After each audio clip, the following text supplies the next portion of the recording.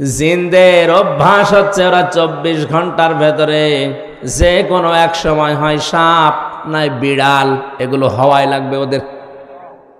এই জন্য রাতের বেলা অনেকে বের হওয়ার পরে কালো বিড়াল যারা দেখেন, সবগুলো কালো বিড়াল না, ওগুলো দুই একটা জিনও আছে। ওগুলো দেখলে আপনি একেবারে সরাসরি যদি দেখেন বলবেন আস্তাগফিরুল্লাহ অথবা লা হাওলা ওয়ালা কুওয়াতা ইল্লা বিল্লাহ। আর একটু বেশি পারলে আয়াতুল কুরসি পড়ে বুকে ফু দিয়ে নেবেন, নয়তো যদি দুষ্টু হয় আপনার একটা ক্ষতি করে দেবে। মুহাদ্দিস সাহেব নামাজ শেষ করার পরে ঘরের ভেতরে তাকিয়ে দেখলেন দুইটা সাপ খেলা করছে। পাশে গিয়ে বললেন, তোমরা যদি জিন হও চলে যাও। কারণ উনি জানে জিনেরা সর্পের রূপ ধারণ করে। একবার, দুইবার, তিনবার বলার পরে ওরা জায়গায় দাঁড়িয়ে আছে। উনি মনে করলেন এটা না সাপ হবে। ঘরের থেকে লাঠি এনে পিটিয়ে মেরে ফেললেন জায়গায়। এই জিনদের বাবা মা তাদের খবর হয়ে গেছে সন্তান কোথায়। অনুসন্ধান করতে করতে এসে মুহাদ্দিস সাহেবের ঘরের ভেতরে পেয়েছে। মুহাদ্দিসকে সহ দুইটা সন্তান মরা নিয়ে গেছে তার নিজেদের দেশে জিনদের। লক্ষ লক্ষ জিনেরা আছে, এটা তাফসিরে হাক্কানিতে পাবেন আপনি। আমি শিক্ষার জন্য বলছি। লক্ষ লক্ষ জিনদের সামনে জিনের পিতা ডাক দিয়ে বললেন, মুহাদ্দিস সাহেব, আপনি আমার দুইটা সন্তানই পিটিয়ে মেরে ফেলেছেন। আমি ইচ্ছা করলে কোরআনের নির্দেশ অনুযায়ী আপনাকেও মেরে ফেলতে পারি। কারণ কেউ যদি কাউকে হত্যা করে তার তিনটা শরত আছে। 1 নম্বরে তাকে মেরে ফেলা লাগবে। 2 নম্বরে ওই লোকটা যদি জরিমানা দিয়ে দিয়ত দিয়ে তার পরিবারস্থ লোকদের কাছে ক্ষমা নিয়ে নেয়, এটার দ্বারাও তার মাফ হবে। আমাদের দেশে মানুষ হত্যা করার জন্য যে ফাঁসির অর্ডার দেওয়া হয়, 30 বছর জেল দেওয়া হয়, এটা কিন্তু কোরআনের নিয়ম না। আমি বহু মানুষকে এই 3টা বছর জেলে থাকা অবস্থায় মার্ডার মামলার আসামি দেখেছি। জিজ্ঞাসা করে, হুজুর, আমি অন্যায় ভাবে হোক আর ন্যায় ভাবে যেভাবে হোক একটা মানুষ মেরে ফেলেছি, আমার যে সরকার 30 বছর জেল দিল এই দেশের আইনে, আমার কি মাফ হয়ে যাবে? না। আপনি যাকে মারলেন এর বিনিময়ে এক কথা হচ্ছে আপনাকে মেরে ফেলা লাগবে। দ্বিতীয় কথা হচ্ছে, যদি মেরে ফেলা না হয়, ওই লোকটার আত্মীয় স্বজন যারা আছে, ছেলে মেয়ে, বাবা মা, স্ত্রী, তাদেরকে আপনার, ওরা যদি বলে 20 লাখ টাকা দেন আপনাকে মাফ করে দেব, আপনি যে ক্ষতি করলেন ওই টাকা দিলে আপনি মাফ পেয়ে যাবেন। 20 বছর 30 বছর আপনারা জেল খাটা লাগবে না। এটা ইসলামের নিয়ম ছিল। এটা কি ছিল? কোরআনে কারীম আয়াত শোনালেন জিনেরা, ইয়া আইয়ুহাল্লাযীনা আমানু কুতিবা আলাইকুমুল কিসাসু ফিল কতলা। ওহে যারা ঈমানের দাবি করো তাদেরকে বলছি, হত্যার বদলে হত্যা এটা আমি আল্লাহ লিখে দিলাম। কি করলাম? আরো জোরে বলেন। আল্লাহ কিন্তু ফারাজা শব্দটা দেননি। আলেম যারা আছেন তাদেরকে বলছি আল্লাহ কতিবা দিয়েছেন। ফরজ শব্দ দিলেও তো অর্থ হয়ে যেত, কাতাবা দিলেন কেন? আমি যদি এখন এখানে সভাপতি যিনি আছেন বলি যে এই জমিটা আপনাকে আমি দিয়ে দিলাম মৌখিক, এর কোনো দাম আছে? কারণ জমিও আমার না, এ দেওয়ার ক্ষমতাও আমার নেই। আর আমি যদি এই জমির মালিক যিনি, তাকে দিয়ে দলিলে সই স্বাক্ষর করে লিখে ওনার হাতে বলে এই যে লিখিত, ওই জিনিসের দাম নেই। আরো আসতে বলেন। আল্লাহ শুধু ফারাজন শব্দ দিলে দিতে পারতেন, না দিয়ে কতিবা দিয়ে এটা জানিয়েছেন যে বিধানটা ছোটখাটো না, গুরুত্বহীন না, এটা কিন্তু লিখে সই স্বাক্ষর করে দলিল করে দিলাম, এর দাম আছে। এদেশে যারা দায়িত্বে আছে আজ 53 বছর, এই আয়াতটা যদি ঠিক এইভাবে বুঝে স্বাধীনতার পরে এদেশের সংসদে আয়াতটা কায়েম করে দিতে পারতো, বঙ্গবন্ধু হত্যার বিচার আমরা অনেক আগে পেয়ে যেতাম। সুতরাং সঠিকভাবে যদি বিচার ব্যবস্থায় এই আয়াতটা এখন যারা দায়িত্বে আছে সংসদে কায়েম করতে পারে, আগামীতে কিয়ামতের আগে দেশে আর অন্যায় কোনো মার্ডার হবে না। গ্যারান্টি আল্লাহর। আল্লাহর গ্যারান্টি আজ পর্যন্ত মিথ্যা হয়নি, হওয়ার সম্ভাবনা নেই। কথা বলেন না কেন? আপনি একটু মেনে দেখেন না কেন? ফামান তাবিআ হুদায়া ফালা খাউফুন আলাইহিম ওয়ালা হুম ইয়াহজানুন। আল্লাহ পাক বলেন যে হেদায়েত পাঠিয়েছি, এটা যদি অনুসরণ অনুকরণ করে চলতে পারো, আমি গ্যারান্টি দিলাম কোনো ভয় নেই, কোনো চিন্তা নেই।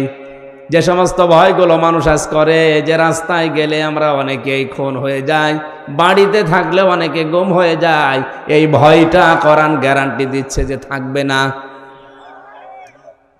আর কোরআন যদি না থাকে, ও ভয় দিন দিন আরো বাড়বে। এই জন্য আমাদের উচিত হচ্ছে ৯৬% মুসলমানের দেশে কোরআন এর এই আইনটা সংসদে পাশ হোক। কথা বলেন। কিয়ামতে অন্তত যে গলাগুলো সাক্ষী দিল, কিয়ামতের ওই ময়দানে আল্লাহ যেন এই কণ্ঠগুলোকে আমাদের এই আয়াতের পক্ষে থাকার কারণে সাক্ষী হিসাবে কবুল করেন। আরে ভাই, ছোটখাটো বিষয় কিয়ামতে আল্লাহ দেখবে। ইব্রাহিম নবীর পক্ষে ছিল একটা ব্যাঙ, এই জন্য ব্যাঙের পোশাক আল্লাহ পাক করে দিয়েছে। ইব্রাহিম নবীর বিপক্ষে ছিল একটা কাংলাস, এই জন্য কাংলাস দেখলেই মেরে ফেললে 10টা নেকি হয়। ওদের দ্বারা কোনো কাজ কিন্তু হয়নি, কাংলাসের দ্বারাও কোনো কাজ হয়নি, ব্যাঙের দ্বারাও কাজ হয়নি। কারণ এমন আগুন জ্বলছিল, 1 কিলোমিটার উপর দিয়েও যদি পাখি উড়ে যায় ঝলসে পড়ে যেত। এত বড় বিশাল অগ্নিকুণ্ড, এখানে ব্যাঙের পোশাকের কাজ হবে? বলেন না কেন? কিন্তু ব্যাঙের এই পোশাককে হযরতে জিবরাইল দেখার পরে জিজ্ঞাসা করলেন, তুমি যে পোশাক করো কোনো কিছু করতে পারবা? ব্যাঙ তার বলেছিল, ফেরেশতা আমি জানি আমার পোশাকে কাজ হবে না, কিন্তু আমার মালিককে আমি দেখাতে চাই যে আমি তোমার খলিলের পক্ষে আছি, ওই বেটা নমরুদের বিপক্ষে আছি। আল্লাহ এত বেশি পছন্দ করলেন কথাটা, ওই দিন থেকে কিয়ামত পর্যন্ত যত ব্যাঙ আসবে, সব ব্যাঙের পোশাককে আল্লাহ পাক বলেই ঘোষণা করে দিয়েছেন। এই এদিকে তাকান, একটা ব্যাঙ ইব্রাহিম নবীর পক্ষে থাকার কারণে যদি তার পোশাক পর্যন্ত পাক হয়ে যায়, আমরা যে নবীর পক্ষে আছি তিনি কিন্তু খলিলুল্লাহ না, তিনি হাবিবুল্লাহ। বলেন বলেন, খলিলুল্লাহ আর হাবিবুল্লাহর পার্থক্য কি? খলিল বলা হয় ওই বন্ধুকে যে বন্ধু আমার আল্লাহর জন্য সব করতে পারে, আর হাবিব বলা হয় ওই বন্ধুকে যে বন্ধুর জন্য আমার আল্লাহ সব করেছেন। জোরে বলেন সুবহানাল্লাহ। ইব্রাহিম নবীর পক্ষে থাকার কারণে যদি ব্যাঙের পোশাক পাক হয়ে যায়, আমরা মুহাম্মদুর রাসূলুল্লাহ হাবিবুল্লাহর পক্ষে থাকলে আমাদের জীবন পাক হয়ে যাবে। এই জন্য আল্লাহর এই আয়াতের পক্ষে যারা সায় দিলেন, আপনি মানেন না সেটা আলাদা, কিন্তু আপনাকে রায় দেওয়া লাগবে যে আমরা এই আয়াতটা সংসদে দেখতে চাই। হাজারো মানুষ জেলখানাতে, প্রায় 1 লাখের উপরে মানুষ এখন জেল খাটছে সারা বাংলাদেশে। অধিকাংশগুলোই লক্ষ্য করলে দেখা যায় মার্ডার মামলা। গাজীপুরের কাশিমপুর কারাগারে প্রায় 1200 মানুষ এখনো ফাঁসির দণ্ডাদেশ নিয়ে মাথায় নিয়ে কন্টেম ছেলে কাটাচ্ছে। 10,000 মানুষ ওখানে আছে, 4 জেল মিলে প্রায় 1200-1300 মানুষ শুধু ফাঁসির আসামি। এদের 1 নাম্বার অপরাধ হচ্ছে এরা মানুষ হত্যা করেছে, এই কারণেই তো ফাঁসি দেয়। জিনদের পিতা ডাক দিয়েছে, মুহাদ্দিস সাহেব আমি কিন্তু আয়াত অনুযায়ী আপনাকে মেরে ফেলতে পারি, কিন্তু আমার একটা হাদিস জানা আছে, কোনো সৃষ্টি যদি তার আকৃতি পাল্টিয়ে ফেলে তাকে মেরে ফেললেও কোনো গুনাহ নেই। আমার সন্তান 2টা তাদের নিজেদের আসল আকৃতি পাল্টিয়ে সর্পের আকার ধারণ করেছে। আপনি যেটা বললেন যে 3বার তাদের বলার পরেও তারা শোনে নাই, এই জন্যে আপনি না বুঝতে পেরে মেরে ফেলেছেন। আমি আপনার কোনো দোষ দিতে চাই না, তবে একটা কথা, যে কোরআন শুনতে গিয়ে জীবন গেছে, স্থান ত্যাগ করে নাই। আপনার এই মধুর কণ্ঠ দিয়ে আমাদেরকে ওই কোরআন থেকে একটা কিছু শুনিয়ে বিদায় করেন। মুহাদ্দিস শাহ ওয়ালিউল্লাহ দেহলভী রহমতুল্লাহ আলাইহি তার মধুর কণ্ঠ দিয়ে কোরআনের সবচাইতে সুন্দর সূরা যেটা সূরা রহমান তেলাওয়াত করে শোনালেন, আর রহমানু আল্লামাল কোরআন খলাকাল ইনসানা আল্লামাহুল বায়ান। হাজার হাজার জিনের অজ্ঞান হয়ে গেছে, হুশ যাদের ছিল তারা সঙ্গে সঙ্গে বলে উঠেছে, কুলু উহিয়া ইলাইয়া আন্নাহু ইসতামাআ নাফারুম মিনাল জিন্নি ফাকালু ইন্না সামি'না কুরআনান আজাবা। তারা বলেছে অবশ্যই যে ওহী শুনলাম এটা আশ্চর্য কোরআন। শব্দের দিকে খেয়াল করেন, ইয়াহদি ইলার রুশদি ফাআমান্না বি। এই এদিকে তাকান, ইয়াহদি ইলার রুশদি ফাআমান্না বি। যে কয় মিনিটে আমরা কোরআন শুনেছি, এ কোরআন আমাদেরকে হেদায়েতের পথ বলে দিয়েছে। আপনি মনে হয় বুঝতে পারেননি, জেনেরা কোরআন শুনেছিল কয়দিন? মাত্র কয়েক মিনিট। কয়েক মিনিট লাগে সূরা রহমান পড়তে। এই কয়েক মিনিট শোনার পরে তাদের সিদ্ধান্তের দিকে তাকান, ইয়াহদি ইলার রশদি ফাআমান্না বি। এই কোরআন আমাদেরকে হেদায়েতের পথ বলে দিয়েছে, আমরা ঈমান আনলাম। ওয়ালান নুশরিকা বিরাব্বিনা আহাদা। জীবন চলে গেলেও কোনোদিন আল্লাহর সাথে আমরা শরীক করব না। এখানে আলেম নেই? এই যে আলেম বসে আছে, দুইটা জিজ্ঞাসা করেন, মোজারের আগে লান আসলে অর্থ হয় কখনোই না। আমার শিক্ষা দেওয়ার বিষয়, জিনেরা মাত্র কয়েক মিনিট কোরআন শুনে যদি এত বড় বড় সিদ্ধান্ত নিতে পারে যে আমরা সব পথ ভুলে গেছি, আমরা হেদায়েতের পথ পেয়ে গেছি, আমরা ঈমান এনেছি, কোনো দিন জীবন চলে গেলেও আল্লাহর সাথে শরীক করব না। আর আমরা সেই জন্মের পর থেকে কোরআন শুনে আসছি। আমাদের কি এখনো শিরিক বন্ধ হয়েছে? আসতে বলেন। আমরা ঈমান আনতে পেরেছি না। অনেকে আমরা জানি যে অজু করলে অজু ভেঙে যায় 7টা কারণে, নামাজ পড়লে নামাজ ভেঙে যায় 19টা কারণে। কথা বলেন না কেন? ঈমান আনলে ঈমান ভেঙে যায় 10টা কারণে। এখানে যত মানুষ বসে আছে, শুধু বিজ্ঞ আলেমগুলো বাদ দিয়ে যদি জিজ্ঞাসা করা হয়, ভালো ভালো মুসল্লি পর্যন্ত বলতে পারবে না যে ঈমান ভাঙার যে 10টা কারণ। পারবে না? ওর মনে নেই। ঈমানও ভেঙে যায়, মানুষের আমলও ভেঙে যায়। এখন যদি বলেন আমলের আবার হাত পা আছে নাকি ভেঙে যায়? হ্যাঁ, আমল ভাঙে। আমল কিভাবে ভাঙে আমি বলবো। এই এলাকায় যদি কারো আমল ওরকম থাকে, ভেঙে গেলে আমার কিছু করার নেই। আল্লাযীনা কাফারু ওয়া সাদ্দু আন সাবিলিল্লাহি আযাল্লা আমালাহুম। সূরা মুহাম্মাদের প্রথম আয়াতে আল্লাহ জানিয়েছেন, যারা কুফরি করে আর যারা আল্লাহর পথে বাধা সৃষ্টি করে, আযাল্লা ইউদিল্লু বাবে ইফআল, বাংলা অর্থ দাঁড়িয়েছে আমলের বহুবচন আমাল। কোন মানুষ যদি কুফরি করে আর আল্লাহর পথে বাধা সৃষ্টি করে, সে যেভাবে হোক ওর জীবনের পেছনের আমল আল্লাহ সব নষ্ট করে দিয়েছে, ভেঙে ফেলেছে। এ কোরআন শুনতে আসবে মানুষ আল্লাহর পথে না শয়তানের পথে? আরো জোরে বলেন। মাওলানা আমিনুলকে এছাড়াই বাধা দিয়েছে। আমি সজ্ঞানে স্বেচ্ছায় একেবারে বাস্তবতার সাথে মিলিয়ে কোরআন সামনে নিয়ে বলছি, আপনি নামাজ পড়তে পারেন, পাগড়ি মাথায় দিতে পারেন, হজ করতে পারেন, কোরআন অনুষ্ঠান চালু হবে বাধা দেওয়ার জন্য যারাই বিভিন্ন কায়দায় চেষ্টা করেছেন, আপনার আমল ভেঙে গেছে। কোন হুজুর নিয়ে আসবেন? এবার নিয়ে আসেন।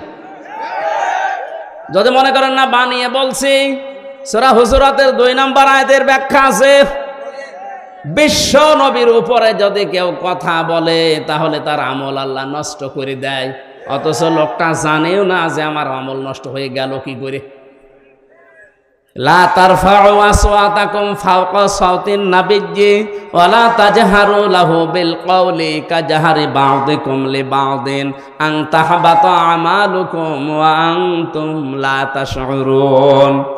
কোন ইমানদার যদি নবীর উপরে কণ্ঠ দিয়ে উচ্চ আওয়াজে কথা বলে, হে নবী আপনি জানিয়ে দেন তার আমল আর নেই, সব নষ্ট হয়ে গেছে।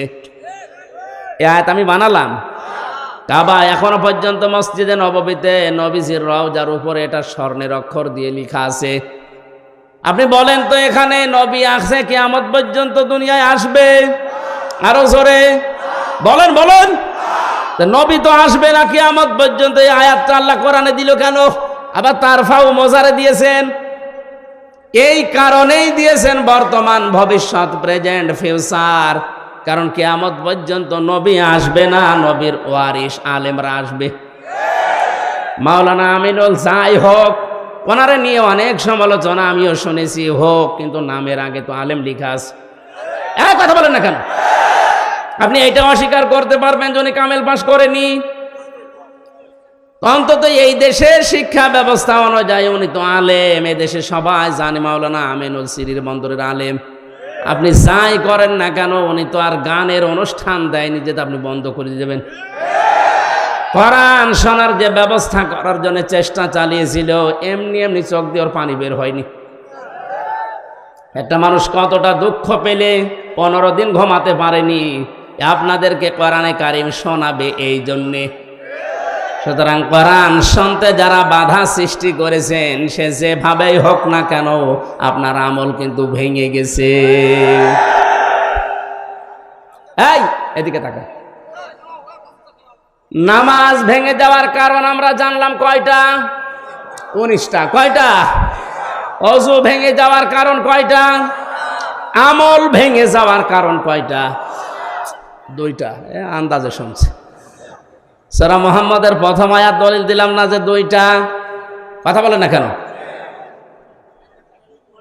পৃথিবীর যে কোনো জিনিস আপনি দেখবেন সেটা নষ্ট হয়ে যাওয়া, ভেঙে যাওয়ার একটা পথ আছে। আমাদের যে আমল আছে, এই আমল ভেঙে যায় এই কারণে, নামাজ ভেঙে যায় এই কারণে, রোজা ভেঙে যায় এই কারণে, হজ ভেঙে যায় এই কারণে, যাকাত নষ্ট হয়ে যায় এই কারণে। যাকাতের আবার জায়গা আছে 8টা। কয়টা? 8টা বাদ দিয়ে যদি মানুষ 9 নাম্বার জায়গায় দেয়, তাহলে ওই যাকাত ভেঙে যাবে, নষ্ট হয়ে যাবে। জান্নাত যাওয়ার জন্য যেটা আসল দরকার, ঈমান, ঈমানও মাঝে মাঝে ভেঙে যায়। আসতে বলেন। ঈমান ভাঙে না? ঈমান ভাঙার কারণ 10টা। কয়টা? আমি সংক্ষেপে আপনাকে লিখে নেওয়ার জন্য বলছি, কাজে লাগবে লিখেন। ঈমানও মানুষের ভেঙে যায়। 1 নম্বরে সূরা জুমারের 65 নাম্বার আয়াতের দলিলটা আছে। আমি শুধু থিওরিগুলো বলছি, বাড়িতে মিলিয়ে নিয়েন। 1 নম্বরে দুনিয়া কেউ যদি শিরিক করে, তার ঈমান ভেঙে যায়, নষ্ট হয়ে যায়। ওই ঈমান নিয়ে জান্নাতে যাওয়া সম্ভব না। 2 নম্বরে কেউ যদি কুফরি করে, কুফরি মানে কি? ঢেকে ফেলা। কুফরি মানে অস্বীকার করা, ঢাকনা দেওয়া, চেপে রাখা, গোপন করা। আল্লাহর কোন বিধান জানার পরে যদি কেউ চেপে রাখে, গোপন করে, সেও উপকার আনতে কাফের, তারও ঈমান ভেঙে গেছে। আর এইটা বাংলাদেশে এখন বেশি। 3 নম্বরে কেউ যদি নেফাকি করে,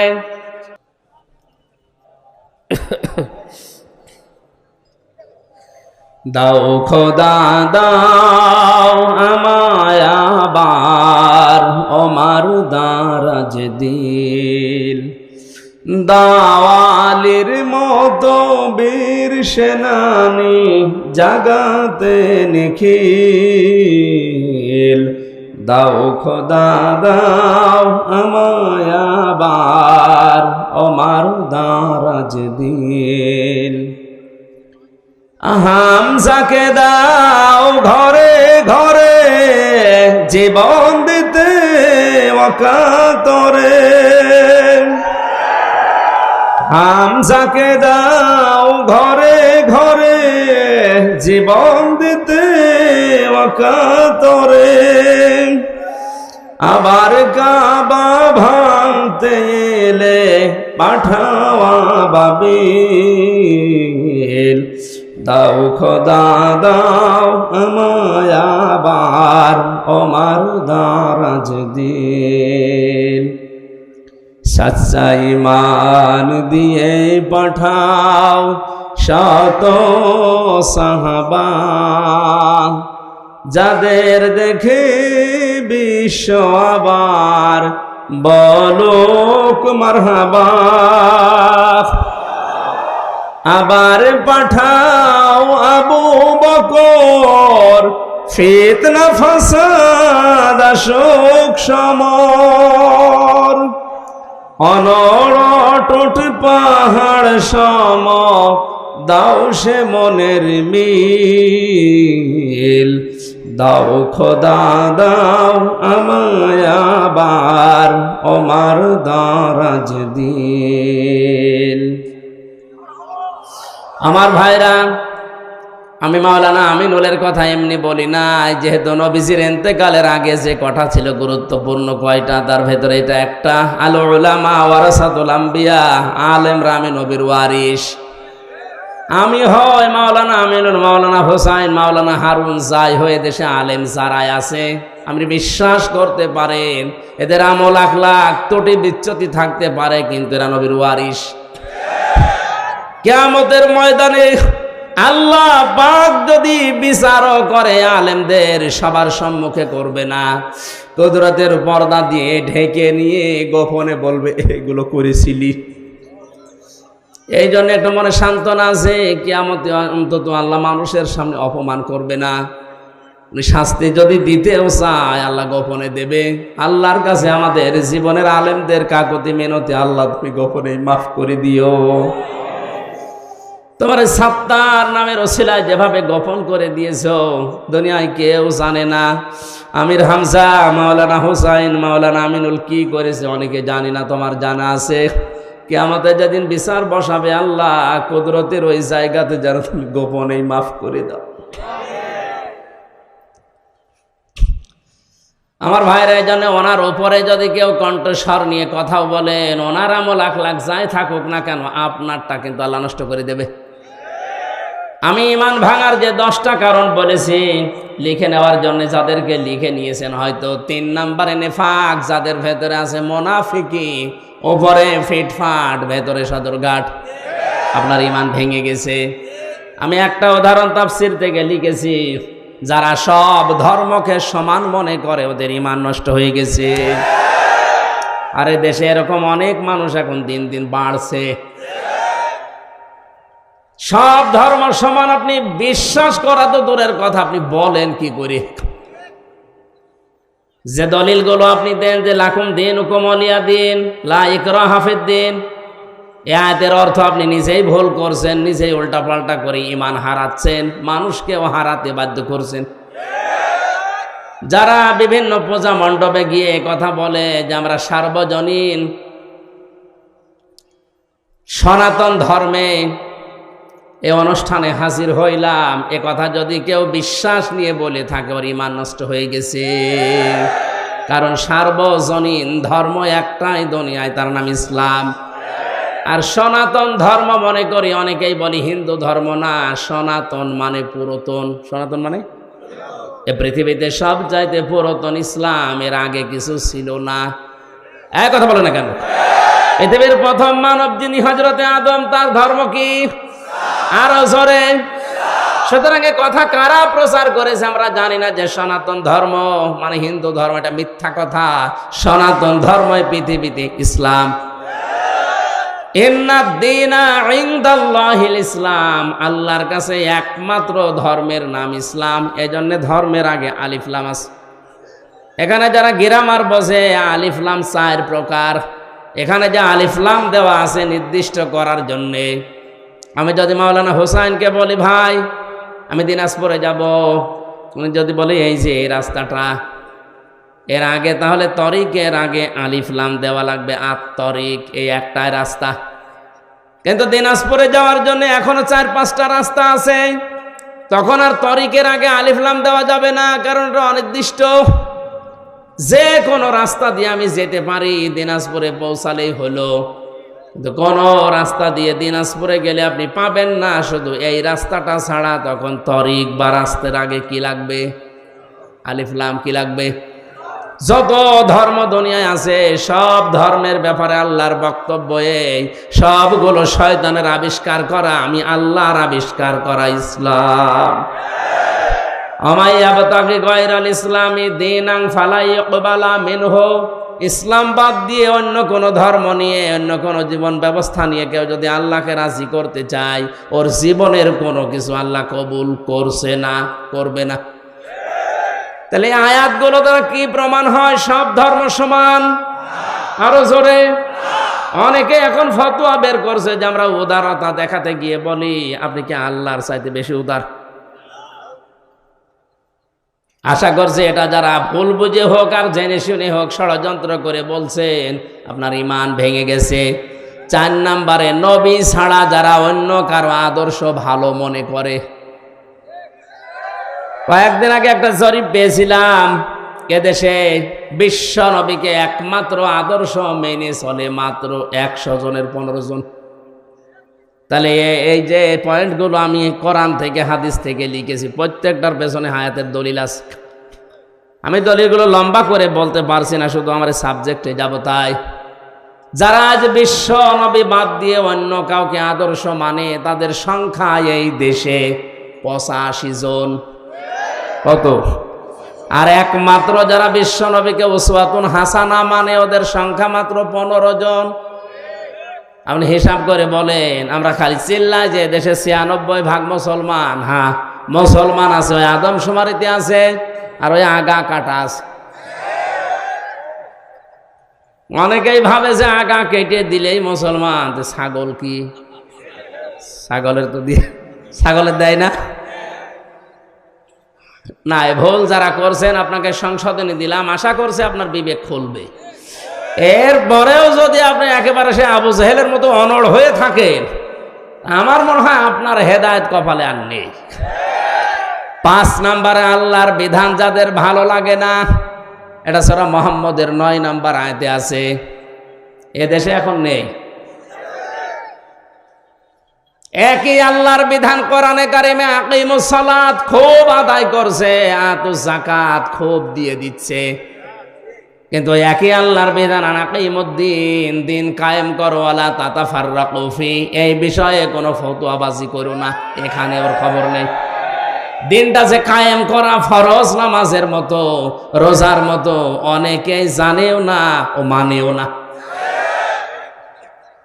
অথচ পৃথিবীতে যত নবী এসেছিলেন, আমি আলেমদের বলছি, প্রত্যেকটা নবীর শরীয়তে কম বেশি কোনো মাসলা মাসাইল নিয়ে একটু ঝামেলা ছিল। হয়তো অনেক নবীর সাথে আমাদের নবীরটা মেলেনি। যেমন হযরত মুসা আলাইহিস সালামের জামানায় কারো শরীরে যদি লাপাক লেগে যেত, ওই জায়গাটা এরকম মুছে ফেললেই হয়ে যেত। হযরত ঈসা নবীর জামানায় একটু কঠিন ছিল, কোন জায়গায় নাপাক লেগে গেল চামড়া খুশিয়ে খুশিয়ে তুলে ফেলে লেগে লাগতো। আল্লাহ পাক কঠিনটাও দেননি, একেবারে সহজটাও দেননি, আমাদের মাঝামাঝি শরীয়ত দিয়েছেন যে চামড়াও তোলা লাগবে না, আবার মুছে ফেললেও হবে না, 3 বার ধুয়ে ফেলা লাগবে। হ্যাঁ, এই যে মাসলা মাসালে হয়তো বিভিন্ন নিয়ম নীতি নিয়ে মতপার্থক্য ছিল, কিন্তু আদম থেকে শুরু করে আমাদের নবী পর্যন্ত প্রত্যেকের মিশন একটাই ছিল, আনাকিমুদ্দিন ওয়ালা তাতাফাররাকু ফি। নামাজ যেভাবে কায়েম করো, রোজা যেভাবে ফরজ মনে করে করো, দিন কায়েম করা কিন্তু ঠিক ওই রকম ফরজ। আর এই বিষয়ে কোনো পার্থক্য, মত পার্থক্য, ফতোয়াবাজি, দলাদলি চলবে না। আর যত দলাদলি মত পার্থক্য সব এই জায়গায় এসে, এদেশে মানুষ যত তার চাইতে দল বেশি। এটা মিথ্যা কথা। কারণ এমনও লোক আছে 1 জন 2 3 দল করে, যখন যে দল উনি ওই দলের কর্মী, যেদিকে বৃষ্টি পড়ে ওইদিকে ছাতা ধরে, এরকম মানুষ আছে না নেই? আল্লাহর কোন বিধানকে আপনি যদি খারাপ মনে করেন, হ্যাঁ আপনার বুঝে আসছে না, সেটা আলাদা কথা বলছেন। আল্লাহর বিধানকে খারাপ মনে করলে ঈমান নষ্ট হয়ে যায়, ভেঙে যায়, ব্যর্থ হয়ে যায়। 6 নম্বরে দিনের কোন বিধানকে নিয়ে কেউ যদি কটাক্ষ করে, উপহাস করে, মর্যাদা দিতে না চায়, এটা আজ দিন দিন বাড়ছে। আল্লাহর বিভিন্ন বিধান নিয়ে মানে তো না, আর কটাক্ষ করে, আর উপহাস করে উড়িয়ে দেয়। আমি একটা উদাহরণ দিচ্ছি আল্লাহর কোরআন থেকে, একটু খেয়াল করে শোনেন। কোরআনের কোন আয়াত বোঝার জন্য কেউ যদি চেষ্টা করে, তার কিন্তু 500 রাকাত নফল নামাজের সওয়াব। ইন্নাল্লাযীনা কাযযাবু বিআয়াতিনা ওয়াস্তাকবারু আনহা লা তুফাত্তাহু লাহুম আবওয়াবুস সামা ওয়া লা ইয়াদখুলুনাল জান্নাহ। আল্লাহ পাক বলেন, হে নবী, নিশ্চয় যারা আমি আল্লাহর আয়াতকে অবিশ্বাস করে, মিথ্যা মনে করে, আর যখন আমার আয়াত দিয়ে ওয়াজ করা হয়, তাফসির করা হয়, ব্যাখ্যা করা হয়, সতর্ক করা হয়, ও মানুষ সতর্ক না হয়ে অহংকার করে আরো উঠে চলে যায়। ওয়াস্তাকবারু আনহা, ইস্তেকবার করে, অহংকার করে, দাম্ভিকতা দেখিয়ে মুখ ফিরিয়ে চলে যায়। লা তুফাত্তাহু লাহুম, তোফাত্তাহু মোজারে, বর্তমান, ভবিষ্যৎ, প্রেজেন্ট, ফিউচার, তার জন্য খোলা হচ্ছে না, হবে না। আবওয়াবুস সামা, বাবের বহু বচন আবওয়াব, বাব মানে দরজা, আবওয়াব মানে দরজা সমূহ, সামা মানে আকাশ, আকাশের একটা দরজাও তার জন্য খোলা হচ্ছে না, হবেও না। এতটুকু আল্লাহ শেষ করেননি, পরবর্তী কথা আরো কঠিন। ওয়ালা ইয়াদখুলুনাল জান্নাহ, ওরা জান্নাতে যাচ্ছে না, যাবে না। আপনি হিসাব করছেন পেছনের হাত দিয়ে। আজ যারা আল্লাহর আয়াতকে অবিশ্বাস করেন, কটাক্ষ করেন, মিথ্যা মনে করেন, অহংকার করে মুখ ফিরিয়ে চলে যান, আপনার কিন্তু জীবনের বড় ক্ষতি দুইটা। আকাশের দরজা সব সময় আপনার জন্য বন্ধ, আপনার আমল ওঠা বন্ধ হয়ে গেছে। 2 নাম্বার, আপনি জান্নাতে কোনোদিন যাচ্ছেন না, যাবেনও না। আল্লাহ একটা উদাহরণ দিচ্ছেন, হাত্তা ইয়ালিজাল জামালু ফি সামিল খিয়াত। হাত্তা মানে যতক্ষণ পর্যন্ত, ইয়ালিজা মানে প্রবেশ করা, যতক্ষণ পর্যন্ত প্রবেশ না করে সূচের ওই ছিদ্র দিয়ে উট, তার মানে সূচের ছিদ্র দিয়ে উট প্রবেশ করা যেরকম অসম্ভব, ওই মানুষগুলোর আল্লাহর জান্নাতে যাওয়া ওই রকম অসম্ভব। আল্লাহ উদাহরণটা দিয়ে জানিয়েছেন, বান্দা, তোর জন্য আমার জান্নাতে যাওয়া সম্ভব না। সুতরাং আল্লাহর আয়াত নিয়ে যারা কটূক্তি করছেন, তারা থামেন, আপনার জন্য জান্নাতে যাওয়া সূচের ছিদ্র দিয়ে উট যাওয়ার মতো কঠিন। আল্লাহ শেষ করে দিলে হয়তো আমি বলতাম না, এর পরবর্তী কথা আরো কঠিন। ওয়াকাযালিকা নাজিজিল মুজরিমিন, আল্লাহ বলেন এইভাবে করে আমি পাপিষ্ঠদেরকে শাস্তি দেব। লাহুম মিন জাহান্নামা মিহাদু ওয়া মিন ফাওকিহিম গাওয়াশ ওয়াকাযালিকা নাজিজিজ যালিমিন। এই যে মানুষগুলো যারা আল্লাহর আয়াত নিয়ে, আল্লাহর কোরআন নিয়ে, আল্লাহর বিধান নিয়ে কটূক্তি করে, উপহাস করে, এরা নামাজ পড়তে পারে, রোজা রাখতে পারে, দাড়ি রাখতে পারে, মারা যাওয়ার সঙ্গে সঙ্গে আমি আল্লাহ কবরটা জাহান্নাম বানিয়ে দেব। আল্লাহ শুধু এতটুকুই দেননি, আল্লাহ এর পরবর্তী শব্দের দিকে খেয়াল করেন, মিহাদু ওয়া মিন ফাওকিহিম গাওয়াশ, ওদের কবরের ভেতরে রাখার সঙ্গে সঙ্গে পেছনে নিচে যে বিছানাটা, এটা হয়ে যাবে আগুনের বিছানা, উপরে দেওয়া হবে আগুনের চাদর। জোরে বলেন নাউজুবিল্লাহ। এই আয়াতটা আমার চোখের সামনে যখন আসে, আমি দেখতে পাই এদেশে অনেকেই এখন এই আয়াতে শামিল। অথচ এরকম মানুষ মারা গেলে আমরা অনেকে উপরে ফুল দিয়ে রাখি। কথা বলে না কেন? সারা জীবন যে আল্লাহর আয়াতকে উপহাস করে, ঠাট্টা করে, আল্লাহর বিধানকে যার পছন্দ হয় না, এ মানুষটা মারা গেলে উপরে ফুল কেন? 2 তলা বিল্ডিং কেন? 15 তলা বিল্ডিং বানিয়েও কাজ নেই, কারণ আল্লাহ নিজে ওরে জাহান্নামের চাদরের বিছানা দেবে, জাহান্নামের চাদর দিয়ে ঢেকে দেবে। জোরে বলেন নাউজুবিল্লাহ। আমার ভাইরা, যেন ঈমান যেন আপনার ভেঙে না যায়, সতর্ক থাকবেন। 7 নম্বরে যারা জাদুকর, এদের ইমান ভেঙে যায়, এলাকায় মনে হয় নেই। 8 নম্বরে মুসলমানদের বিরুদ্ধে যারা ষড়যন্ত্র করে, এটা এখন বেশি। হ্যাঁ, কথা বলেন না কেন? মুসলমানদের বিরুদ্ধে, মানুষের বিরুদ্ধে না, মুসলমানদের বিরুদ্ধে যারা ষড়যন্ত্র করে, এই লোকটার ইমান ভেঙে যায়।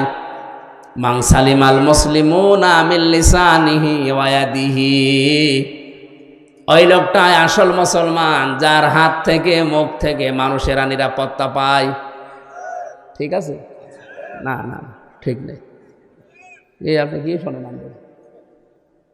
এভাবে শুনলে তো হবে না। আমি অর্থ করলাম কি, আপনি বলছেন ঠিক আছে। মান সালিমাল মুসলিমুনা মিন লিসানিহি ওয়া ইয়াদিহি, ওই লোকটাই প্রকৃত মুসলমান, যার হাত থেকে মুখ থেকে মানুষেরা শান্তি পায়। ঠিক আছে? হয়নি। কি শোনে ওরা আলেম বলে? আরে ভাই, শব্দের দিকে খেয়াল করে শুনবেন, তো আমার ভুল হলে ধরে দেবেন। এমনি এমনি আপনি স্টেজে বসে আছেন। না না না, হয়নি। এখানে কিন্তু এই জন্যই তাফসীর মাহফিলে আসা লাগে। সূক্ষ্ম কিছু শব্দ যেগুলো ক্লাসে পাওয়া যায় না, এই শব্দগুলো গবেষণা করে বের করা লাগে। কোন মানুষ যদি মানুষ হয়ে মানুষের ওপরে জুলুম করে, তার বিরুদ্ধে কিন্তু আল্লাহর মামলা আছে, এটা আলাদা বিষয়। সূরা শুরার 42 নম্বর আয়াতে আল্লাহ দলিল দিয়েছেন, ইন্নামাস সাবিলু আলাল্লাযিনা ইয়াজলিমুনান নাস। আমি আল্লাহর মামলা, আমি আল্লাহর অভিযোগ তাদের বিরুদ্ধে যারা মানুষ হয়ে মানুষের উপরে জুলুম করে। আল্লাহ এখানে ইয়াজলিমুনাল মুসলিমুনা দেয়নি, দিয়েছে ইয়াজলিমুনান। বলেন বলেন, হিন্দু কি মানুষ না? খ্রিস্টান, ইহুদি? তাহলে মানুষ পদবাচ্যে যারা বিবেচিত, সে যে ধর্মের হোক, ওর উপরে কেউ যদি জুলুম করে, তার অধিকার নষ্ট করে, তার বিরুদ্ধে মামলা কার? এটা আলাদা বিষয়। কিন্তু এখানে আল্লাহর নবী নাস শব্দ দেননি, দিয়েছেন মুসলিমুনা। কি দিয়েছেন? আমি এইটা বোঝানোর জন্যই বলছিলাম, ওই লোকটাই আল্লাহর কাছে প্রকৃত মুসলিম, যার হাতের দ্বারা আর মুখের দ্বারা মুসলমানেরা নিরাপত্তা পায়। আপনি কেমন মুসলমান? আপনার হাতের দ্বারা আর মুখের দ্বারা মুসলমানেরা শান্তিতে থাকে না, আরো আতঙ্কে থাকে।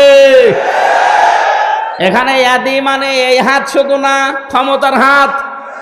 এক কথা বলেন, আইনের হাত, টাকা পয়সার হাত, প্রভাব প্রতিপত্তির হাত, এই হাতও হতে পারে। এক একটা শব্দের প্রায় 33টার উপরে অর্থ আছে, সর্বনিম্ন 33টা, উপরে 99টা। যেখানে যেই শব্দটা খাটবে, অ্যাপ্রোপ্রিয়েট হবে, ওইটা ওই জায়গায় আপনাকে লাগানো লাগবে। এই জন্য তাফসীর করতে গেলে এক শব্দের একাধিক অর্থ আপনার জানা থাকতে হয়, না একটা শব্দের একটা অর্থ জেনে যদি শুরু করতে চান, আপনি উলটপালট করে ফেলবেন। কোরআনে কারিমে আল্লাহ দরবা দিয়েছেন, দরবা মানে মারা। দরবা মানে কি? আমাদের সে মিজান মন সাহেবে পড়িয়েছে, দরবা মানে আঘাত করা, দরবা মানে মারা। অথচ তাফসীরের ভাষায় 33টার উপরে শব্দ আছে। দরবা মানে দৃষ্টান্ত দেওয়া, দরবা মানে সফর করা। আমার সবগুলো এখন মনে নেই, আমার যতটুকু আয়ত্ত আছে আমি মিলাতে পারি কোরআন পড়তে গেলে, যে এই জায়গায় দৃষ্টান্ত হবে, এই জায়গায় সফর করা হবে, এই জায়গায় মারা হবে। আমি যদি ওই মারাটাই জেনে রাখতাম, অর্থ করতে পারতাম। আল্লাহ পাক এখানে মুসলিমুনা শব্দ নাস না দিয়ে নবীজি কেন দিয়েছেন? এদন শব্দ দিয়ে শুধু এই হাত আমরা বুঝি ক্ষমতার হাতের দ্বারা, আইনের হাতের দ্বারা। যারা মুসলমানদেরকে শান্তিতে থাকতে দেয় না, এরা মুসলমান না। প্রভাব প্রতিপত্তি আছে এলাকায়, টাকা পয়সার মালিক, এই কারণে তাদের এই টাকা পয়সার যে হাত আছে, প্রভাব প্রতিপত্তির হাত আছে, এই হাতের দ্বারাও অনেক মুসলমান আজ শান্তিতে নেই। অনেক মুসলমানের প্রভাব প্রতিপত্তি আছে, জোর করে মসজিদের সভাপতি হয়ে বসে আছে, না দিলে আবার রাগ করে।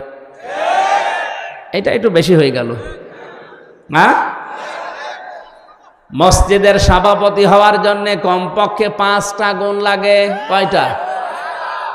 না ভাই, আমার এই ওয়াজ করার দরকার নেই। অনেক সভাপতি শেষে বলবো আমার দরকার নেই, আমি ছেড়ে দিলাম, তোরা চালাগা যা। আপনি ছেড়ে দিলেও অসুবিধা নেই। এখন যারা সংসদ সদস্য কয়েকদিন আগে থেকে আওয়াজ তুলেছে, বাংলাদেশেও কলকাতার মমতার মতো এই দেশে ইমাম আর মুয়াজ্জিনদের সরকারিভাবে বেতন দেওয়া লাগবে, এই দাবির পক্ষে আমাদের এই সংসদ সদস্য যিনি পিরোজপুরের, উনি বলেছে, তার পক্ষে আছে না নেই?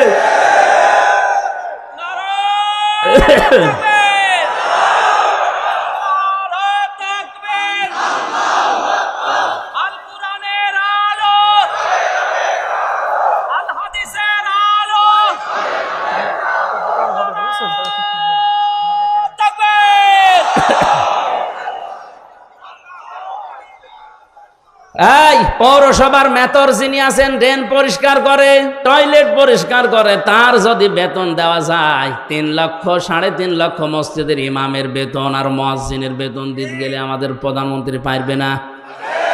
564টা মডেল মসজিদ বানিয়েছে, এখানে যদি বেতন দিতে পারে ইমাম মুয়াজ্জিনের, 3.5 লাখ মসজিদের ইমাম মুয়াজ্জিনের বেতনও দিতে পারবে। সে কলিজা তার আছে, কথা বলছে না কেন? তার কলিজা না থাকলে 10.5 লাখ 12 লাখের উপরে, তাকান কত মানুষকে আশ্রয় দিয়েছে। চীন এত বড় রাষ্ট্র, একটা মানুষও নেয়নি। কথা বলছে না কেন? আর সমালোচনা আলোচনা তার বিরুদ্ধে পক্ষে বিপক্ষে আছে, কিন্তু তার কয়েকটা কাজ কিন্তু খুব ভালো। বিশেষ করে একটি খামার একটি বাড়ি, এই প্রকল্পের মাধ্যমে অনেকে আজ একটা কর্মজীবন পেয়েছে, একটা মাথা গোজার ঠাঁই পেয়েছে। প্রধানমন্ত্রীর জীবনে কিছুই যদি আল্লাহর ভালো না লাগে, এই কাজটা ভালো হবে, কারণ এটা কোরআনে কারিমের সূরা মুদ্দাসসির থেকে নেওয়া। আলাম নাকুন নুতি'মুল মিসকিন, হে নবী আপনি মিসকিনদেরকে খাবার দেবেন, যারা দেয় না তারা মুসলমান দাবি করলেও জাহান্নামে যাবে। সুতরাং শুধু নিজে খেয়ে পরে বাঁচবেন, এতিম মিসকিন অসহায় মানুষের খবর রাখবেন না, আপনি জান্নাতে যেতে পারেন না। উনি হয়তো এই আয়াত থেকে এই শিক্ষাটা নেওয়ার জন্য একটি খামার একটি বাড়িয়ে প্রকল্প চালু করেছিল। আর দুর্নীতি হয়েছে, হয়তো অনেকে একটি খামার একটি বাড়ি বানাতে গিয়ে মাসের বদলে রড দিয়েছে, আমরা জানি, কিন্তু কাজ তো করেছে। যারা দায়িত্ব পেয়েছিল ওরা 2 নাম্বারই করলে উনি ওখানে ঢাকা থেকে করবে কি? সুতরাং এই কাজটা যেন আল্লাহ কবুল করেন। লক্ষ লক্ষ মানুষের মাথা গোজার মতো একটা ঠাঁই হয়েছে, একটা কর্মসংস্থান তৈরি হয়েছে। জোরে বলেন সুবহানাল্লাহ। আমি কিন্তু শিক্ষা দেওয়ার জন্য যে জায়গায় ছিলাম ওখানে ফিরে যাচ্ছি। যে মানুষগুলো কাউকে মুসলমানদের বিরুদ্ধে ষড়যন্ত্রে লাগিয়ে দেয়, এই লোকটার মুসলমান থাকে না, ইমান ভেঙে যায়। 9 নম্বরে কাউকে যদি কেউ ইসলামের ঊর্ধ্বে মনে করে, ওর ইমান নষ্ট হয়ে যায়। আমি এই শব্দটা আর বলবো না। কাউকে আপনি ইসলামের ঊর্ধ্বে মনে করতে পারবেন না, এমনকি নবীজিও না। কারণ নবীজি ইসলামের প্রচারক ছিলেন, ইসলামের খাদেম ছিলেন। বিশ্ব নবীকে যখন পাথর দিয়ে দিয়ে মেরে মেরে রক্তাক্ত করে ফেলে রাখতো, জিবরাইল এসে পাথরগুলো সরিয়ে বড় একটা পাথরের ওকে বলতেন তুলা হয়ে যাও, তোলার মতো নরম করে ওখানে যখন শুয়ে দিতেন, জিবরাইলকে নবীজি বলে ভাই আমার কি কাজ? নবীজিকে আল্লাহ শুনিয়েছেন, ফেরেশতা বলে দাও যে দিনের জন্য নবীকে পাঠিয়েছি ওই দিনের জন্য মার খেয়েছে, সকাল বেলা থেকে মুহাম্মদুর রাসূলুল্লাহর ওই দিনের প্রচার করাই কাজ। তাহলে দিনের মর্যাদা কত বেশি ইসলামের। এজন্য ইসলামের ঊর্ধ্বে কাউকে মনে করা যাবে না, সে যেই হোক। কথা বুঝতেছেন? আমার কাছে আগে ইসলাম, আমি মুসলিম হিসাবে, এরপরে অন্য কিছু। 10 নম্বরে ইসলামের কোন বিধানকে যারা ঘৃণা করে, এটা সূরা সেজদার 22 নম্বর আয়াতের ব্যাখ্যায় পাবেন। তাহলে আমি বলছিলাম দুনিয়াতে অনেক কিছু আছে যেগুলো করলেই হয় না, ভেঙে নষ্ট হয়ে যায়। এই পৃথিবীতে শয়তানের যে বন্ধু, এই বন্ধু কিন্তু ভেঙে যায়। শয়তানের সাথে যারা বন্ধুত্ব করে, এই বন্ধুত্ব ভেঙে ফেলার বুদ্ধি আছে না নেই? আমরা যারা শয়তানের সাথে বন্ধুত্ব করলাম, এই যে অপচয় করে, অশ্লীলতা ছড়ায়, যৌনতা ছড়ায়, নবীদের, তার মানে নবীর ওয়ারিসদের মুখের উপরে জোরে কথা বলে, আল্লাহর পথে চলতে বাধা দেয়, এগুলো সব শয়তানের কাজ। কার কাজ? আল্লাহ আমাদেরকে হেফাজত করুন, বলেন আমিন। সূরা জুমার মাত্র 2টা আয়াত পড়েছিলাম। এমন গুরুত্বপূর্ণ বিষয় আল্লাহ আয়াতের ভেতরে দিয়েছেন, একটু খেয়াল করে তাফসীর আকারে শোনেন। ইয়া আইয়ুহাল্লাযীনা আমানু ইযা নুদিয়া লিস-সালাহ, আল্লাহ পাক বলেন ঈমানদারেরা যেদিন আযান দেওয়া হয়, ইলা ইয়াউমিল জুমআ ইযা নুদিয়া লিস-সালাতি মিন ইয়াউমিল জুমআ, জুমার দিন যখন আযান দেওয়া হয়, ডাকা হয়, আহ্বান করা হয়, ঘোষণা দেওয়া হয়, ফাসআউ ইলা যিকিরিল্লাহ, তোমরা আল্লাহর জিকিরের দিকে, নামাজের দিকে দৌড়াও। কে বলছেন? আরো জোরে বলেন। ওয়াজারুল বাই, দুনিয়ার সব বেচা কিনা কাজ কারবার বন্ধ করে দাও। যালিকুম খায়রুল লাকুম ইন কুনতুম তা'লামুন, এইটাই ভালো কাজ, এইটা যদি তোমরা বুঝে থাকো। এবার আসেন আয়াতের বাস্তব ব্যাখ্যা কি। আল্লাহ পাক শব্দটা দিয়েছেন ইযা নুদিয়া লিস-সালাতি মিন ইয়াউমিল জুমআতি ফাসআউ ইলা যিকিরিল্লাহ, যখন আযান হয়ে যাবে সব কাজ কাম বন্ধ করে দিয়ে দৌড়াও নামাজের দিকে। কিসের দিকে? আরো জোরে বলেন। আর আমরা হাদিস শুনেছি এতদিন যে নবীজি জানিয়েছেন কেউ যেন নামাজের জন্য দৌড়িয়ে মসজিদে যাবা না। শোনেননি? শুনছি মানে কি? এটাই সঠিক হাদিস। মুসলিম শরীফের হাদিস হচ্ছে কেউ যেন মসজিদে দৌড়িয়ে যাবা না নামাজ পড়ার জন্য। ফজরের নামাজে নবীজি নামাজ আদায় করছেন, নামাজের ভেতরে ধপ ধপ করে কিছু আওয়াজ শুনলেন, নামাজ শেষ হয়ে গেল, ঘরে বসলেন, ডাক দিয়ে বললেন সাহাবীরা নামাজের ভেতরে আমার কানে আওয়াজ এসেছে, ধপ ধপ করে আওয়াজ হচ্ছিল, কিসের? সাহাবীরা বলে হুজুর আমরা ফজরে টের পেয়েছি দেরিতে, জলদি করে ওযু করে মসজিদে আমরা অনেকেই দৌড়িয়ে এসে জামাত ধরেছি। ওই দিন নবীজি হাদিসটি বলেছিলেন যে তোমরা কেউ দৌড়িয়ে জামাত ধরবা না, যতটুকু পারা যায় ধীরে স্থির ভাবে নামাজ পাও, বাকি যেটা পাবে না কাজা করে নেবে। কথা বুঝতেছেন? তাহলে আয়াতের সাথে নবীর কথার কোনো মিল নেই। হ্যাঁ, কই আছে? কই? আল্লাহ বললেন দৌড়াও, নবীজি বললেন দৌড়ানোর দরকার নেই।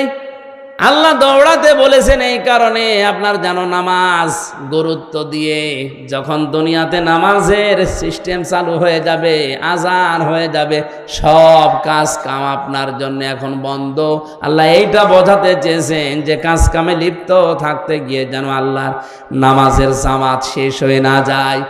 এজন্য আগে থেকে প্রস্তুতি নাও, আগে থেকেই তোমাকে নিজেকে প্রস্তুতি করো, অন্তত মসজিদের সাথে তোমার এই জীবনটা, তোমার অন্তরটা লটকিয়ে রাখো। কিয়ামতের কঠিন ময়দানে মানুষ যখন পাবে, ঘামের ভেতরে হাবুডুবু খাবে, ওই সময় আরশের ছায়ায় যাদেরকে স্থান দেব তার 4 নাম্বার তারা, যারা দুনিয়াতে নামাজ পড়তে মসজিদে যায়, বের হয়ে গেলে আবার কখন যাবে এই ধান্দায় থাকে। জোরে বলেন সবাই। আমরা এই কাজ কারবারগুলো একটু আদায় করি। বলে ফাসাউ ইলা যিকিরিল্লাহর ব্যাখ্যা মানে দৌড়াতে বলেছে এই জন্যে যেন আপনি আগে থেকে প্রস্তুতি নেন, নামাজ যেন নষ্ট না হয়ে যায়। এই কারণে সব কাজ কাম বন্ধ করে দিতে বললেন। এদের সাথে বাংলাদেশের বাস্তবতার মিল হয় না, আমি অনেক ক্ষেত্রে দেখেছি। আল্লাহ বলছেন দৌড়াও নামাজের জন্যে, সব কাজ কাম বেচা কেনা দোকানপাট যত কিছু আছে বন্ধ করা লাগবে। কে বলছেন? আরো জোরে। দিনাজপুরবাসী খেয়াল করেন, জমার নামাজ আজান থেকে শুরু করে একেবারে শেষ পর্যন্ত আমার মনে হয় 1-1.5 ঘন্টা সময় লাগে। কথা বলছে না কেন? আল্লাহ বললেন তোমাদের এইটাই ভালো কাজ, নামাজে আসো, ওই কাজ বন্ধ করে দিয়ে। আর আমরা দেখছি না 1-1.5 ঘন্টা সময় লাগছে। অথচ এই দেশে এমন অনেক মানুষ আছে 1 ঘন্টায় 5 লাখ টাকা উপায় করে। মানে কি আপনার বেশি মনে হয়ে যাচ্ছে? ঢাকাতে ডাক্তার মতিয়ার রহমানের বাড়ি খুলনা, অনেক পিত্তথলির পাথর বের করেন অপারেশন ছাড়া। ওনার 15 মিনিট সর্বোচ্চ সময় লাগে এক একটা অপারেশন করতে, 1,20,000 করে টাকা নেয়। তো 1 ঘন্টায় যদি 4টা 5টা করে কত টাকা হয়? উনি 1.5 ঘন্টা নামাজ পড়তে গেলে কমপক্ষে 7 লাখ টাকা ওনার লস হবে। কথা বলছেন এখন উনি যদি এই আয়াতের প্রশ্ন করে, আল্লাহ তোমার সাথে তো আমার বাস্তবতা মেলে না, তুমি বলছো যালিকুম খায়রুল লাকুম, এইটাই ভালো কাজ, অথচ আমি দেখলাম না নামাজ পড়তে গেলে আমার 7 লাখ লস, তা আমার তো লাভ হচ্ছে না লস হচ্ছে, তাহলে কোরআনের এই আয়াত ভুল। কেন আল্লাহ যালিকুম খায়রুল লাকুম দিয়েছেন? এইটাই ভালো কাজ। ইন কুনতুম তা'লামুন, যদি তোমরা জানো। এবার আসেন ব্যাখ্যায়। আল্লাহ এই কারণে দিয়েছেন, আপনি 1.5 ঘন্টায় 7 লাখ টাকা উপায় করলেন। যে সমাজে নামাজ নেই, নামাজের শিক্ষা নেই, হাসপাতাল থেকে অপারেশন করে 7 লক্ষ টাকা ব্যাগে নিয়ে আপনি ব্রিফকেসে ভরে যাচ্ছেন বাড়িতে, 1-1.5 কিলোমিটার দূরে মনে করেন বাড়ি। রাস্তায় যাবার সময় যে সমাজে নামাজ নেই, সমাজে চুরিদারি, ছিনতাই, হাইজাকার, ডাকাতি নেই। আসতে বলেন। এখন আপনি 7 লাখ উপায় করে যাচ্ছেন, ও সমাজে তো নামাজ নেই। আপনার টাকা নেওয়ার সঙ্গে সঙ্গে বাড়িতে যাওয়ার রাস্তায় যদি ছিনতাইকারী ধরে, যদি চাই, আপনি দিতে না চাইলে আপনাকে মেরেও ফেলতে পারে। আল্লাহ এই কারণে নামাজের গুরুত্ব দিলেন, কারণ নামাজ যদি কায়েম হয়ে যায়, নামাজের শিক্ষাগুলো যদি ব্যক্তি, পরিবার, সমাজ, রাষ্ট্রে এসে যায়, 7 লাখ না 7 কোটি টাকা সঙ্গে নিয়ে গেলেও তোমার মনে আল্লাহ ছাড়া আর কোনো চোর, ডাকাত, হাইজাকার, ছিনতাইকারীর ভয় থাকবে না। এরকম একটা পরিবেশ আল্লাহর নবী মদিনায় গঠন করেছেন না করেন নাই? আরো জোরে। একবারও কি দেখতে মনে চায় না যে নামাজের সমাজটা বাংলাদেশে কায়েম হলে কি করে হাইজাকার মুক্ত, সন্ত্রাস মুক্ত, দুর্নীতিবাজ মুক্ত, সাদাবাজ মুক্ত, চোর ডাকাত মুক্ত একটা জীবন কিভাবে চালানো যায় শান্তিতে, ওটা দেখতে মনে চায় না? আরো জোরে বলেন, চাই না? আল্লাহ এই জন্য এটা বলেছেন যালিকুম খায়রুল লাকুম, এটা ভালো। এজন্য নামাজ কায়েম করো, নামাজকে দাঁড় করাও। হ্যাঁ, নামাজ যখন পরিবারে, সমাজে, রাষ্ট্রে কায়েম হয়ে যাবে নামাজের শিক্ষাগুলো, তখন আর মসজিদে বসে থাকার দরকার নেই। ফাইদা কুদিয়াতিস সালাতু ফান্তাশিরু ফিল আরদি ওয়াবতাগু মিন ফাদলিল্লাহ। নামাজ যখন শেষ হয়ে গেছে, এখন আর মসজিদে থাকা যাবে না, এখন ছড়িয়ে যাও, ছিটিয়ে পড়ো, অনুসন্ধান করো আল্লাহর রিজিক। আল্লাহর কি? আরো জোরে। এতে বিধান হচ্ছে 2টা, একটা নামাজ পড়ো আর একটা ছড়িয়ে পড়ো। খেয়াল করেন, তাহলে নামাজও ফরজ, জমিনে হালাল রুজির জন্য চেষ্টা করা, কষ্ট করা। আরো জোরে। আল্লাহ কিন্তু নামাজের আগে ওয়াজকুরুল্লাহ দেননি, যে নামাজের আগে তোমরা আল্লাহর বেশি বেশি জিকির করো, বলেননি। কিন্তু ওয়াজকুরুল্লাহ কাসীরা দিয়েছেন, ওয়াবতাগু মিন ফাদলিল্লাহর আগে। তোমরা যখন অনুসন্ধান করতে যাবে রিজিক জমিনে, তখন কিন্তু আল্লাহর জিকির, আল্লাহর স্মরণ ভুলে যেও না, কারণ আমি আল্লাহ জানি নামাজে দাঁড়িয়ে মানুষ এমনি আমাকে ডাকবে।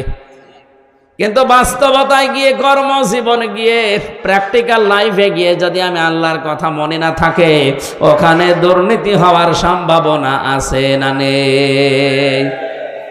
এই জন্য নামাজের ভেতরে অনেককে দেখা যায় কাকু কাঁদতেছে, নামাজের গুরুত্বও দিয়েছে, কিন্তু কর্মজীবনে যে এই জিকিরটার স্মরণ করে না, এই জন্যে ঘুষ খায়, সুদ খায়। আরো জোরে বলেন। ভার্সিটিতে থাকাকালীন একবার মাস্টার্সের সার্টিফিকেট নিয়ে আসতে গেছে, যার কাছে গেলাম, বললাম স্যার সই করে দেন একটা সিল মেরে। অনেক আমারে বলছে হামজা তাড়াতাড়ি কর। বলছে স্যার আমি তো তাড়াতাড়ি করছি। কিছুক্ষণ পরে আমার বলছে তাড়াতাড়ি কর, আমি জোহরের নামাজে জামাত ধরবো। আমি বলছি আমি তো তাড়াতাড়ি করছি, আমি গাড়ি ধরবো। মাথা নিচু করে বলছে 1000 টাকা বের কর। তো আপনি জামাত ধরবে? কিসের জামাত আপনার? এইটাই আপনার আসল জামাত। সরকার আপনার কাছে 8টা ঘন্টা কিনে নিয়েছে, 45,000 টাকা বেতন আপনার। কথা বলেন না কেন? আপনি মাত্র 10 মিনিট নামাজ পড়তে যাবেন শহরের, এই 10 মিনিটের জন্য এত তাড়াতাড়ি করছেন যে তাড়াতাড়ি কর, আমি জামাত ধরবো। তা আপনার যে 8 ঘন্টা জামাত এখানে চলছে, ছেলে মেয়েরা আসবে, সই করে ছেলে মেরে দেবেন, এইটাই আপনার জামাত। কথা বলেন না কেন? আল্লাহ এই জন্য বলেছেন কর্ম জীবনে যে যেন আমাকে ভুলেছেও না, আমার জিকিরটা ওই জায়গায় আরো বেশি করো, তাহলে এই দেশে দুর্নীতি হবে না। আয়াতের শেষে ছিল লাআল্লাকুম তুফলিহুন, যদি এটা করতে পারো আমি আল্লাহ বলছি তোমরা সফল হয়ে যাবে। জোরে বলেন সুবহানাল্লাহ। এই জন্য আমরা যদি আল্লাহর রিজিক অনুগ্রহ পেতে চাই, আল্লাহর দয়া পেতে চাই, এদিকে তাকান, আল্লাহর অনুগ্রহ যদি কেউ পেতে চায় তাহলে জমিনে আসা লাগবে, আর আল্লাহর রহমত যদি কেউ পেতে চায় মসজিদে যাওয়া লাগবে। মসজিদে ওঠার সময় বলা হয় আল্লাহুম্মা আফতাহ লি আবওয়াবা রাহমাতিক, হে আল্লাহ তোমার রহমতের দরজা আমার জন্য খুলে দাও। কথা বলেন না কেন? আর যখন বের হয় মানুষ তখন কি চায়? আল্লাহুম্মা ইন্নী আসআলুকা মিন ফাদলিকা, এই যে ফজল অনুগ্রহ, হে আল্লাহ আমি তোমার কাছে আশা করি, চাই যে তুমি আমার রিজিক দাও, ফজল দাও। এখানে ফজল মানে রিজিক, ফজল মানে কি? তাহলে আমাদের কাজের সময় কাজ করা লাগবে, আর নামাজের সময় দুনিয়ার সব স্টপ, নামাজ পড়া লাগবে। এখন থেকে সিদ্ধান্ত নিয়ে যান, যত কঠিন পরিস্থিতি তৈরি হোক না কেন, ফরজ নামাজ আমি জীবনে আর ছেড়ে দেব না। হ্যাঁ, আমি আর চাই করি না কেন, ফরজ নামাজ, নামাজ শেষ হয়ে গেলে মসজিদে আর বসেও থাকবো না, কারণ আল্লাহর নির্দেশ ফান্তাশিরু ফিল আরদি ওয়াবতাগু মিন ফাদলিল্লাহ। নামাজ শেষ হয়ে গেছে, এখন জমিনে ছড়িয়ে পড়ো, এ নির্দেশ কার? নবীজি জানিয়েছেন আল কাসিবু হাবিবুল্লাহ, যারা কাজ করে খায় জমিনে, এরা সাধারণ মানুষ না, এরা আল্লাহর বন্ধু। আমরা আল্লাহর বন্ধু খোঁজার জন্য সেই চট্টগ্রামে যাই, বরিশালে যাই, সিলেটে যাই, ফরিদপুরে যাই। কে বলেছে ওগুলো আল্লাহর বন্ধু? যারা কাজ করে খায় না, বসে বসে খায়, ওগুলো আল্লাহর শত্রু। আল কাসিবু হাবিবুল্লাহ, যারা উপার্জন করে খায়, কাজ করে খায়, এরা কার বন্ধু? এই কাজটা যত ছোট হোক কোনো অসুবিধা নেই। এই যে মাইক টাঙিয়েছে যারা, এরাও কাজ করে খায়, রাস্তা ঝাড়ু দেয়, এরাও কাজ করে খায়। এই জন্য আয়াতের শিক্ষা হচ্ছে নামাজের সময় হয়ে গেলে দুনিয়ার সব আমার কাছ থেকে মাইনাস হয়ে যাবে। নামাজের সময় হয়ে গেলে দুনিয়া বলে আমার আর কিছু নেই, আমার এখন আল্লাহর বিধান সামনে, নামাজ শেষ, এখন আমাকে যাওয়া লাগবে কর্মজীবনে রিজিক তালাশ করার জন্যে।